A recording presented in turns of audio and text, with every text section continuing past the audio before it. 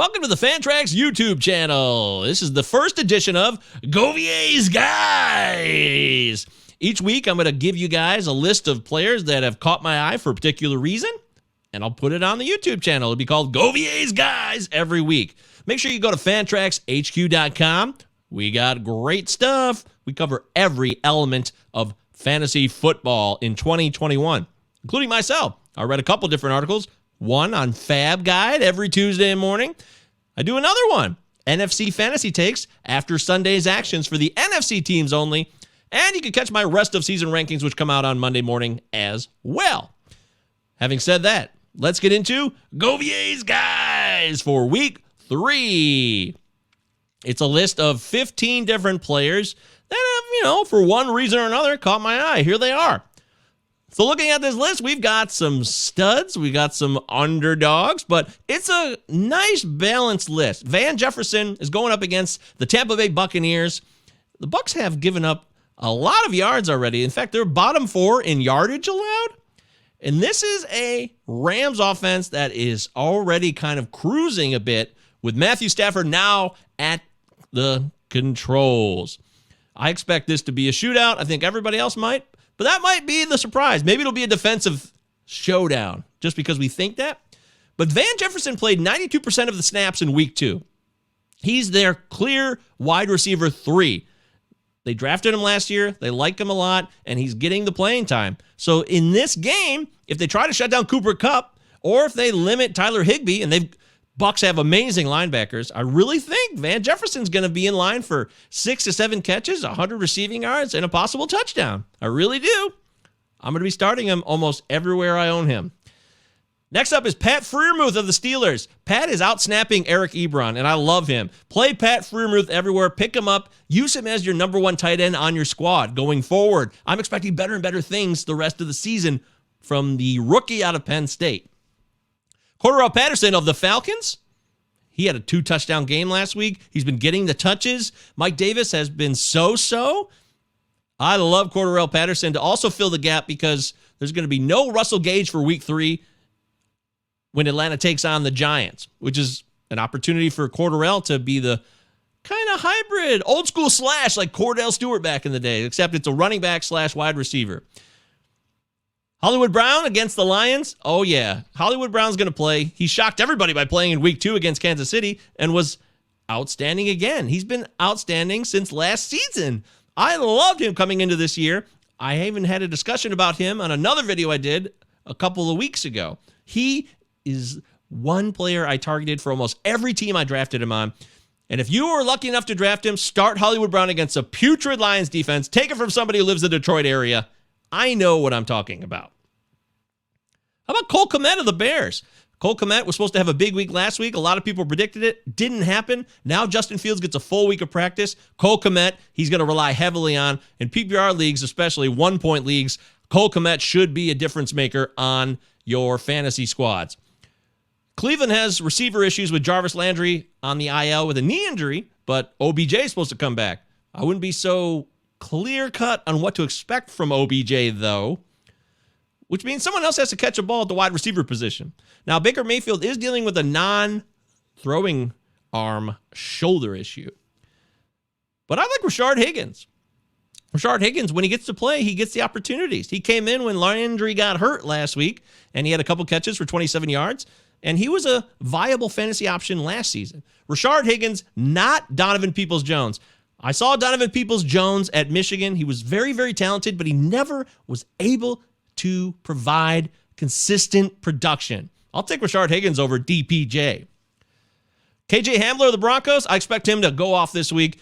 He's been out on the field a lot. He just hasn't cashed in. He blew it in week 1 when he dropped that potential 50-yard touchdown catch. Watch KJ Hamler in Denver against a pretty porous Jets team in week 3 at home. I love it. Hamler all day. Michael Pittman of the Colts. Now, who's starting at quarterback? Jacob Brissett or Brett Hundley? I don't know. But whoever it is, Frank Reich will have him prepped. And Michael Pittman will be heavily, heavily targeted in this game. He stepped it up in week 2, had a nice game, 121 yards receiving on 8 catches. Now he's going to take it even further, or at least match that. He will be heavily focused on. I love Michael Pittman this week against a Tennessee defense that has an awful secondary. It's just, that's how it is. Last week, MVS kind of let me down. The Packers' Marquez Valdes-Scantling should have had 2 touchdowns. In fact, he didn't let anybody down. You know who let him down? Aaron Rodgers let MVS down. I'm going to keep plugging in MVS as one of Govier's guys until further notice because I know that he has the talent. It's a free agent year, and he can make plays. Just get him the ball, Aaron. Mike Williams of the Chargers against the Chiefs. Mike Williams has been consistent week to week so far, and Justin Herbert clearly has a rapport with him. So I love Mike Williams against another so-so defense at best. The passing secondary situation, Tyrann Mathieu can cause problems, and he might pick off Justin Herbert once or twice in this game, but that's not going to stop Herbert from connecting with Mike Williams in week 3. Now, this is where it gets interesting. I'm saying Jacoby Brissett, starting quarterback for the Dolphins this week with Tua on the IR for a couple weeks. Jacoby Brissett on the road against the Raiders. Yes, Brian Flores is a good coach. Jacoby Brissett is a veteran. He's been around. He has 31 career passing touchdowns, 12 more career on the ground to 14 interceptions. That's a nice ratio. He can make things happen. He can produce. And with a full week of prep, remember the Patriots lost to the Dolphins at home in week 1. So I expect the Dolphins to bounce back after a really, really just awful showing at home in week 2. They got a lot of pride, and Jacoby Brissett does as well. And Brian Flores, I believe he trusts in him. That's why they had Brissett on this roster, because they know Tua was kind of suspect with his health anyways.